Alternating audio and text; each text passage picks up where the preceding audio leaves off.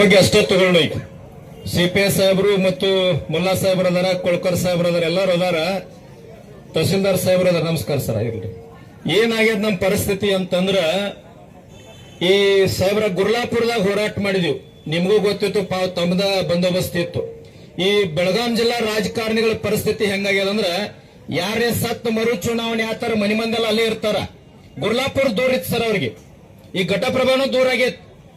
ಇವ್ರು ಹೆಂಗಾಗೈತಂದ್ರ, ನಾನು ಒಂದು ವಿಚಾರ ಹೇಳ್ತೀನಿ ಸ್ಪಷ್ಟವಾಗಿ, ರಾಜಕಾರಣ ಹೇಳಕತ್ತಿಲ್ಲ. ಎಲ್ಲರೇ ಬೆಳಗಾಂ ಜಿಲ್ಲಾ ರಾಜಕಾರಣಿಗಳು ನಾಟಕ ಮಾಡಿ ರಾಜಕಾರಣ ಇನ್ ಮ್ಯಾಗ ಮಾಡ್ರಿ ಅಂತಂದ್ರ ನಾವು ಕೂಡ ಸ್ವಲ್ಪ ಬದಲಾಗಬೇಕಾಗೈತಿ.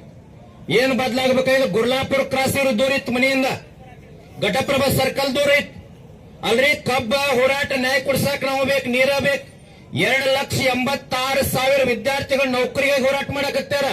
ಇವ್ರು ರಾಜಕಾರಣಿಗಳಿಗೆ ತಿಳಿದು ಅರ್ಥ ಆಕತ್ತಿಲ್ಲ ಇವ್ರಿಗೆ. ಇವ್ರ ಮಕ್ಕಳು ಧಾರವಾಡದಾಗ ರೂಮ್ ಮಾಡ್ಕೊಂಡು ಓದಿರಂದ್ರ, ನಾಷ್ಟ ಹೊರಗೆ ಗಾಡದಾಗ ಊಟ ಮಾಡಿದ್ರ ಗೊತ್ತಾಕೈತಿ ಬದುಕಿ ಇವ್ರಿಗೆ. ಬಹಳ ವೇದಿಕೆ ಮ್ಯಾಗ ಬಂದಾಗ ಬಸವಣ್ಣ, ಬುದ್ಧ, ಅಂಬೇಡ್ಕರ್, ಮಿಲಿಟರಿ ಬಗ್ಗೆ, ಸೈನಿಕರ ಬಗ್ಗೆ ಮಾತಾಡ್ತಾರ. ಯಾರು ಇವ್ರ ಮಕ್ಕಳು ಸೈನಿಕರದಾರ, ರೈತರದಾರಪ್ಪ? ಇವತ್ತು ಬಿಸ್ಲಾಗ ನೀವೆಲ್ಲಾ ಕುಂತೀರಿ. ಇಲ್ಲಿ ಎಷ್ಟೋ ಜನ ಸಾಹೇಬರ ಒಂದು ವಿಚಾರ ಹೇಳ್ತೀನ್ರಿ, ನಾವು ಬಹಳ ಜನರಿಗೆ ಕರೆ ಕೊಟ್ಟಿಲ್ಲ, ಬರೀ ಒಂದ್ 200-300 ಜನ ಸೇರ್ನತ್ ಮುಖಂಡರಷ್ಟ ಮಾತಾಡ್ಕೊಂಡಿವಿ. ಇವರೆಲ್ಲರೂ ಬೆಳಗಾಂ ಜಿಲ್ಲೆಗಳ ನಾಟಕ ಮಾಡ್ಲಿಕ್ಕೆ ಹೋದ್ರಂತ ತಿಳ್ಕೊರಿ.